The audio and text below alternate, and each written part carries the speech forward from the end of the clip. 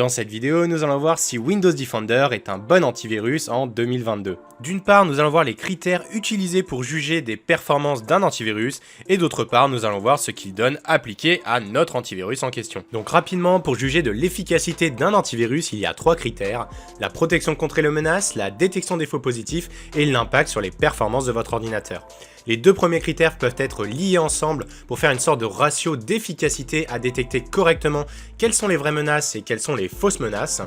Et pour pouvoir juger de ces 3 critères appliqués à notre antivirus, nous allons utiliser AV-Test, qui est un organisme qui fait des tests d'antivirus. Donc vous voyez que j'ai pris le test de février 2022 et on retrouve bien nos 3 critères, celui de protection, celui de performance et celui d'utilisation.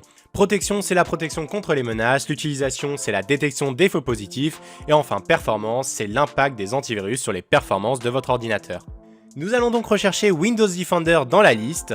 Vous voyez qu'on le retrouve juste ici, Defender, et qu'il a donc 6 sur 6 sur les 3 notes. Et en cliquant dessus, on accède donc au détail des notes pour chacune des catégories, avec à chaque fois la moyenne des produits du marché juste ici, c'est-à-dire la moyenne des autres antivirus, et la note de Windows Defender à droite. Vous voyez que pour la catégorie protection, on est pratiquement à 100%, et la même chose pour la moyenne des produits du marché. Pour les performances, l'objectif c'est donc avoir l'impact le plus faible sur les performances de l'ordinateur, et donc d'avoir une note minimale. On voit que pour Windows Defender, c'est plutôt pas mal, avec une note qui est souvent inférieure à la moyenne des produits du marché. Pour l'utilisation, c'est-à-dire les faux positifs, on a seulement un faux positif détecté. C'est la même chose que la moyenne des produits du marché, c'est donc plutôt pas mal.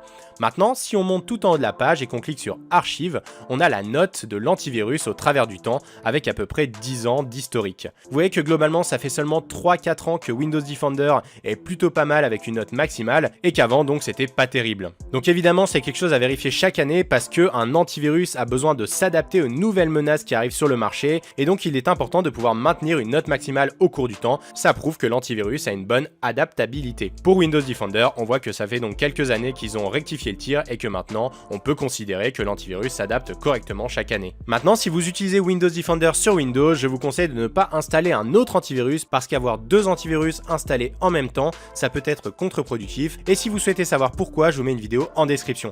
Maintenant, si vous souhaitez savoir quel est le meilleur antivirus du marché en 2022, je vous mets également une autre vidéo en description.